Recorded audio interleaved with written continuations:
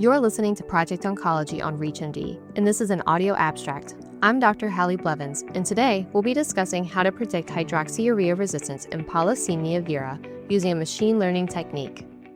Hydroxyurea remains the most widely used first-line cytoreductive therapy for Polycythemia Vera, or PV. While many patients typically respond well, a significant number develop resistance or intolerance to hydroxyurea, often within the first year of therapy.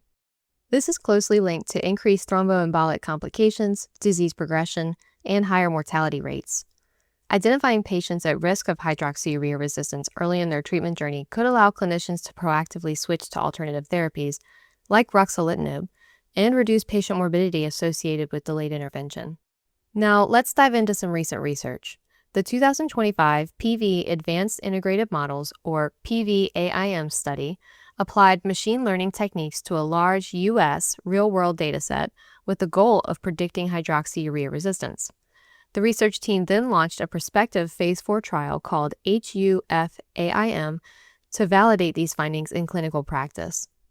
The retrospective PV-AIM study utilized anonymized electronic health records from the Optum database, which includes data from over 105 million patients across diverse healthcare settings. From this dataset, 1,304 PV patients who had hydroxyurea prescription records met strict eligibility criteria and had sufficient laboratory data for model development were identified. The researchers split patients into two groups: 733 who developed hydroxyurea resistance based on adapted European Leukemia Net, or ELN, criteria, and 571 who did not show hydroxyurea resistance. The team developed a random forest machine learning model trained using 80% of the data and validated on the remaining 20%. Performance was measured by area under the receiver operating characteristic curve, or ROC-AUC, which reached 0.71 and indicates a moderate predictive accuracy. Key pretreatment variables were analyzed, including laboratory results, history of thromboembolic events, phlebotomy frequency, clinical observations, demographic characteristics, and use of anticoagulants. The top predictive factors were then tested in combination to identify clinically meaningful thresholds. The model identified 10 critical predictors of hydroxyurea resistance, including hemoglobin, red cell distribution width, red blood cell count, absolute neutrophil count, hematocrit, annualized phlebotomy count, age at index, white blood cell count, patient weight, and time between PV diagnosis and treatment initiation. In general, higher values were associated with increased risk of hydroxyurea resistance, with the exception of age at index. However, the study found a particularly strong interaction between red cell distribution width and hemoglobin. Patients with a red cell distribution width of 17% or higher, combined with hemoglobin of 15.5 grams per deciliter or lower, were significantly more likely to develop resistance to hydroxyurea.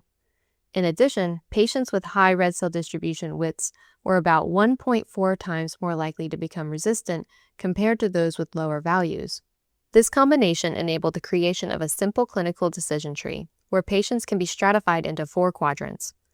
Those at high risk for hydroxyurea resistance are identified by having red cell distribution widths of 17% or more and hemoglobin of 15.5 grams per deciliter or lower. These thresholds are easily measurable with standard laboratory tests, offering an accessible tool for early risk stratification. Further analysis revealed that patients with higher red cell distribution width had elevated white blood cell counts, neutrophil counts, and platelets. Patients also had higher neutrophil to lymphocyte ratios, which indicates systemic inflammation.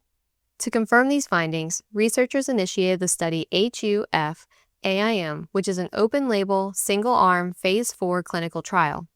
The study aims to enroll 300 newly diagnosed hydroxyurea-naive PV patients, focusing on those who meet the red cell distribution width and hemoglobin predictive criteria.